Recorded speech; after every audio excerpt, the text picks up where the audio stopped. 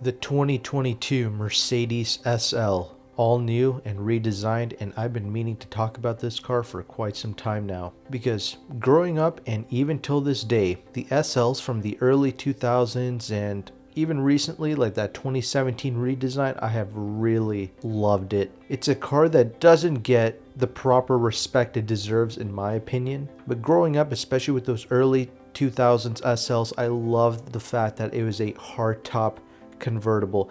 That's what made me fall in love with it. It was such a rare thing to see. Now I get it. Back in the 1850s or whenever the hell this thing first came out, it came out with a soft top, and boomers tend to like soft tops in general, but that's not me. That's not what I like. I like a hardtop convertible, and there's not many vehicles on the market today that offer a hardtop convertible. So even myself, I was looking at certified pre-owned SL 550s and even SL 63s. For this reason, I thought about getting an SL 550 and putting like a Rentec tune on it, or just straight up get an SL 63 and not touch anything, just get it certified pre-owned and just enjoy it. But those are still like 90K for a used one, especially in today's market. Still an obscenely expensive car. And really the only turnoff with that 2017-2018 SL is the interior. It's got that previous generation interior. It's solid, but it's just not that attractive compared to the new stuff. So I was really looking forward to a brand new SL. I was really looking forward for them to redesign it like this. But then this comes out, and you know what? I'm actually not that thrilled. I'm not very happy about this because they've gone for the soft top look in this new generation of the SL, which I'm sure there are boomers that are very happy about that. But now the amount of hardtop drop tops available have dwindled even further. Now we have to go up to like what, like a freaking Ferrari Portofino or something if you want a hardtop drop top vehicle. So instead of paying like 150 for a car, now you had to drop 250. Anyway, let's talk about the changes made to the 2022 SL. In a lot of ways, I do like this car because, in my opinion, it looks amazing. I like the exterior design of it, the front, the rear end. There's no hard lines to it. There's nothing chiseled out about it. It's just this one big round bulbous shape, and I think it's really clean to look at. And the interior has been completely updated to match the brand new Mercedes S-Class interiors. Now for the 2022 model year, there's no more SL 550s or anything like that. There's just an AMG SL 55 and an AMG SL 63.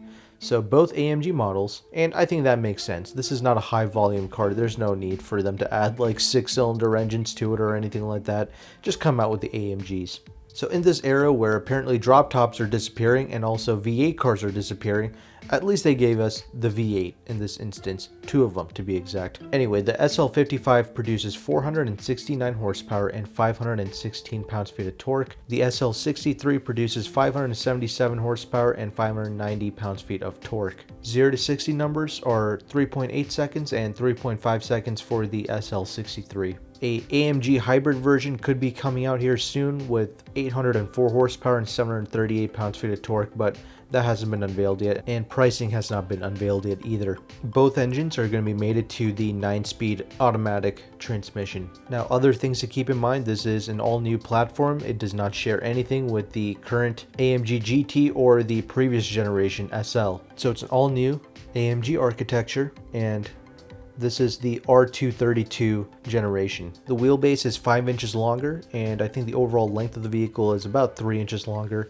And they've added 4MATIC all-wheel drive as standard on both the SL55 and the 63 models. Rear wheel steering is also standard on both models, so one could argue that it's a little bit more neutered, but honestly, I've driven the AMG GT in its base form. Even with less than 500 horsepower, it was still so undrivable out in the street. It was pretty uncomfortable, and due to it being rear wheel drive only, it would just roast its rear tires every time I got on the throttle. So this is going to be a much more safer driving experience. Honestly, I don't mind them going all-wheel drive with these AMG variants because these twin turbocharged cars, they just give you all that thrust up front, and it always upsets the rear wheels. So being a 4MATIC will mean that this will be a much more approachable and much more drivable car out in the street. It can actually put its power down, and the 4-wheel steering will enable it to feel much smaller out on the road. I actually don't mind having a 4-wheel steering car. The overall weight of this vehicle has increased by about 220 pounds because of all these enhancements, right? Like the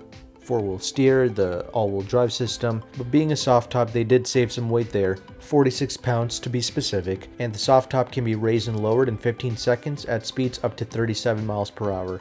As I mentioned, it gets the interior out of a new Mercedes S-Class, so it's got the new MBUX system, the large screen in the middle, all the fancy tech and the gadgets and the mood lighting, the nightclub lights, whatever you want, it's got all that stuff, plus all the Distronic Plus safety features that Mercedes is very much known for. You can also say, "Hey Mercedes," and the thing will pop up and you can interact with it that way.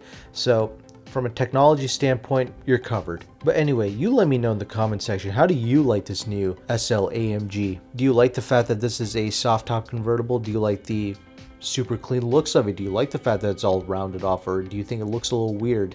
Do you also like the fact that this is now a 4MATIC?